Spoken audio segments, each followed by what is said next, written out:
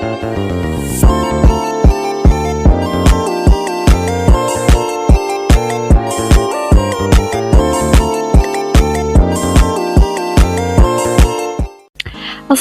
warahmatullahi wabarakatuh. Halo semua, pada video kali ini saya akan membahas terkait dengan listrik arus bolak-balik atau AC. Yuk langsung aja kita ke pembahasannya.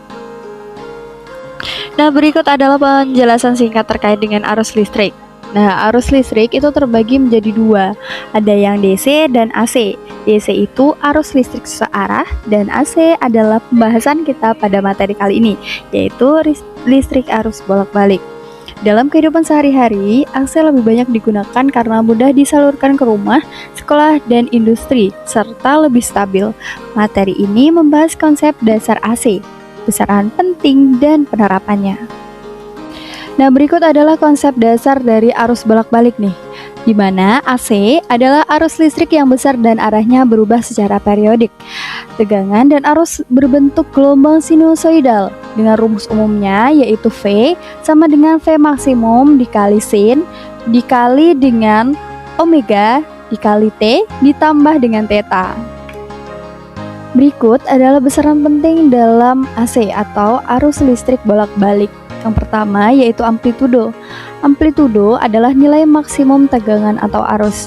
Yang kedua yaitu frekuensi, dilambangkan dengan F, adalah banyaknya siklus per detik dengan satuan Hertz.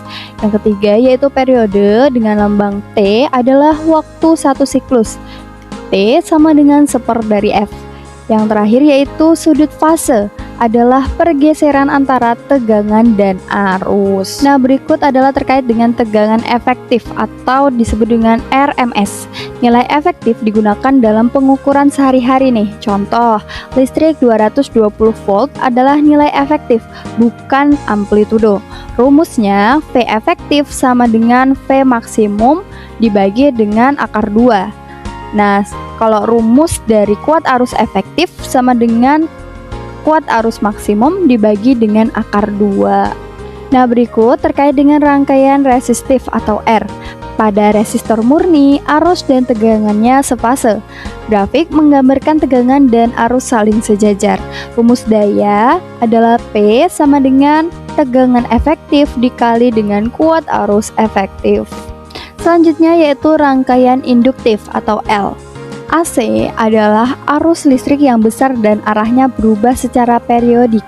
Tegangan dan arus berbentuk gelombang sinusoidal dan rumus umum tegangannya yaitu seperti di awal tadi, P sama dengan tegangan maksimum dikali sin dikali sama omega kali T ditambah dengan theta. Nah, selanjutnya yaitu terkait dengan rangkaian kapasitif atau C. Pada kapasitor murni, arus mendahului 90 derajat terhadap tegangan. Reaktansi kapasitif yaitu XC sama dengan 1 per omega dikali dengan C, sama dengan 1 per 2 PF kali C. Rangkaian RLC seri, gabungan dari R, L, dan C dalam satu rangkaian. Impedansi total dengan lambang Z sama dengan akar R kuadrat ditambah XL dikurang XC kuadrat. Faktor daya ditentukan oleh cos. Nah, berikut adalah rumus untuk mengetahui daya pada rangkaian AC nih. Daya sesaat atau P sama dengan V dikali I. Dan pada daya rata-rata P sama dengan tegangan efektif dikali dengan kuat arus efektif dikali dengan cos sudut, di mana daya aktif itu dilambangkan dengan P, daya reaktif dilambangkan dengan Q, dan daya semu dilambangkan dengan S.